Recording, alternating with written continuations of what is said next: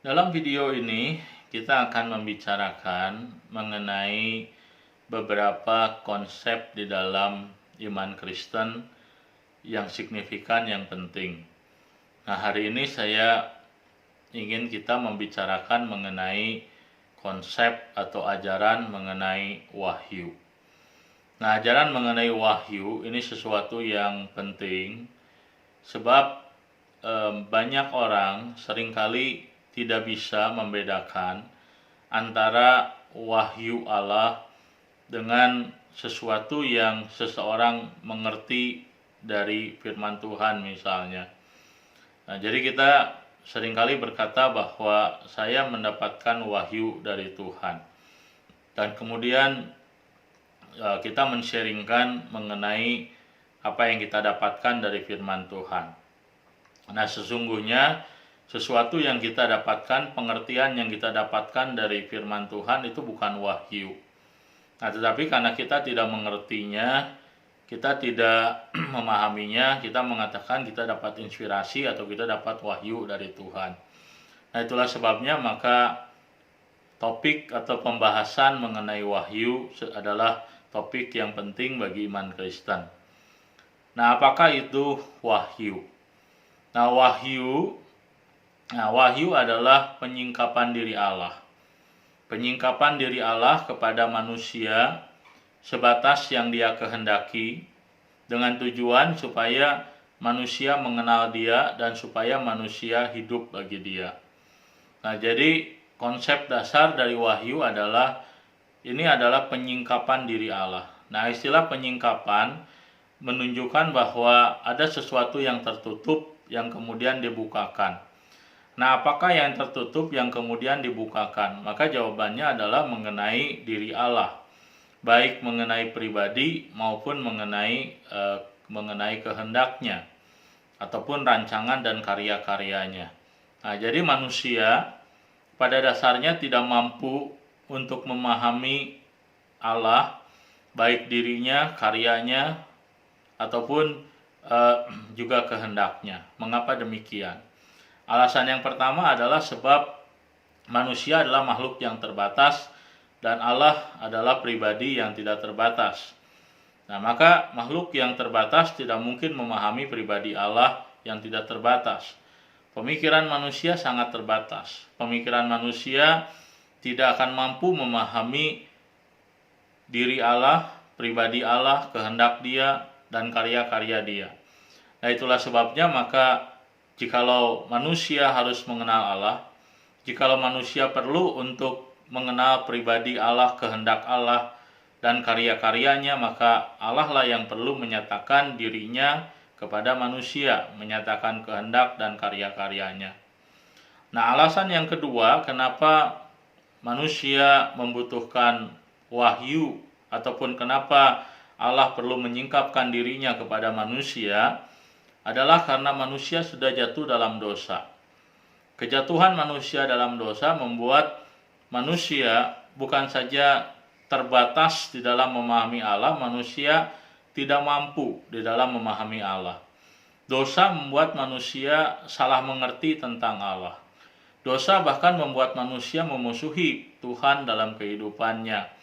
Itulah sebabnya karena manusia terbatas dan juga manusia jatuh dalam dosa, maka manusia tidak mungkin dapat memahami pribadi Allah, mengerti jati diri Allah, mengerti kehendak Dia dan karya-karya Dia.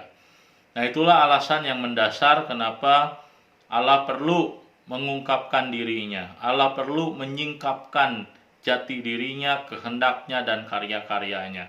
Karena tanpa karya tersebut, tanpa Allah memperlihatkan siapa dirinya, menyingkapkan dirinya, kehendaknya, dan karya-karyanya, maka manusia tidak mungkin dapat mengenal Allah dan tidak mungkin dapat berelasi dengan Dia. Nah, itulah alasan mengapa Allah perlu mengungkapkan dirinya, dan apa yang diungkapkan dari diri Allah itulah yang disebut sebagai wahyu.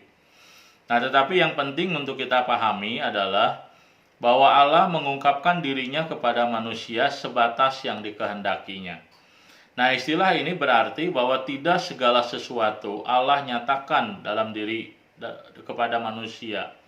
Mengapa demikian? Sekali lagi, karena keterbatasan manusia, maka manusia tidak dapat memahami sepenuhnya mengenai diri Allah, kehendak Allah, dan juga karya-karyanya. Itulah sebabnya maka Allah menyatakan kepada manusia apa yang manusia perlu ketahui tentang dirinya. Dan maka apa yang Allah nyatakan bersifat terbatas. Nah, itulah sebabnya maka kita harus menyadari bahwa ada banyak hal mengenai pribadi Allah, mengenai kehendak Allah, mengenai rencana dan karya-karyanya yang tidak dibicarakan di dalam Alkitab.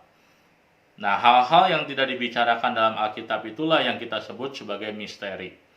Nah, hal tersebut disebut misteri oleh karena Allah tidak menyatakannya kepada kita, dan alasan Allah tidak menyatakannya kepada kita adalah karena hal tersebut tidak dibutuhkan oleh kita sekarang untuk boleh mengenal Dia dengan benar dan untuk mengerti dan percaya kepada Dia. Nah, jadi Allah lah yang berwenang menentukan batasan-batasan mana yang perlu dinyatakan kepada manusia dan yang tidak. Dan apa yang Allah nyatakan kepada manusia seluruhnya ada di dalam kitab suci. Nah, itulah sebabnya apa yang tidak Allah nyatakan, artinya apa yang tidak dinyatakan kitab suci, itu adalah misteri bagi kita. Dan hal ketiga yang signifikan dalam ajaran mengenai wahyu adalah tujuan dari Allah mewahyukan dirinya. Tadi di dalam definisi wahyu kita menjelaskan atau kita belajar bahwa wahyu itu adalah penyingkapan diri Allah kepada manusia sebatas yang Dia kehendaki, supaya manusia mengenal Dia dan supaya manusia hidup bagi Dia. Nah, jadi ada dua alasan signifikan yang kita harus pahami dari tujuan Allah memperkenalkan dirinya. Pertama adalah supaya manusia mengenal Tuhan. Nah, mengapa mengenal Tuhan adalah aspek yang signifikan dalam kehidupan manusia? Karena tanpa pengenalan akan Tuhan, manusia tidak bisa berelasi dengan Tuhan. Dan kalau manusia tidak bisa berelasi dengan Tuhan, maka manusia pasti akan binasa. Nah, maka kita belajar di dalam Alkitab bahwa hakikat daripada keberdosaan itu bukan sekedar pemberontakan manusia kepada Tuhan, tapi terputusnya hubungan manusia dengan Allah. Bagaimana manusia tidak bisa bersekutu dengan Allah, tidak bisa hidup bersama-sama dengan Allah, dan itulah yang membuat kehidupan manusia mengalami kerusakan, baik secara moral ataupun dalam sisi-sisi kemanusiaan lainnya.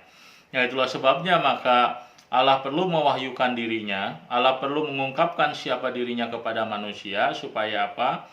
Supaya melaluinya manusia dapat kembali bersekutu dengan Tuhan, supaya melaluinya manusia dapat mengalami karya keselamatan dari Tuhan. Nah, jadi peran utama dari wahyu Allah adalah supaya manusia kembali kepada Tuhan, percaya kepada Tuhan. Supaya manusia memiliki hubungan yang benar dengan Tuhan. Nah, tetapi kita harus juga menyadari bahwa tujuan daripada wahyu atau keselamatan tidaklah sebatas bagaimana manusia memiliki relasi yang benar dengan Tuhan, kembali memiliki hubungan dengan Tuhan, tapi supaya manusia hidup bagi Tuhan. Nah, ini adalah hal yang penting, yang utama yang kita harus pahami. Ini yang menjadi tujuan daripada Allah menciptakan manusia sedari semula, supaya manusia hidup melayani Tuhan, supaya manusia hidup memuliakan Tuhan. Nah, maka wahyu Allah diberikan Tuhan kepada manusia. Allah menyingkapkan dirinya kepada manusia bersifat terbatas, sebatas yang kita pahami, dengan tujuan supaya kita mengenal Dia dan supaya kita hidup bagi Dia, supaya kita melayani Dia, supaya kita memuliakan Dia, supaya kita tidak lagi hidup bagi diri kita sendiri, tapi hidup bagi Tuhan. Nah, hal ini penting untuk kita pahami. Mengapa? Karena kita mempelajari firman Tuhan bukan sekedar supaya kita tahu Tuhan itu seperti apa, supaya kita mengerti, mengenal kebenaran-kebenaran tentang Tuhan, tapi terutama supaya kita hidup bagi Tuhan. Itulah tujuan Tuhan mengaruniakan wahyu kepada kita. Nah, saya berdoa supaya pelajaran hari ini mengenai wahyu Allah dapat memberikan kepada kita pengertian yang benar, menyadarkan kita untuk mau hidup bagi Tuhan. Tuhan memberkati.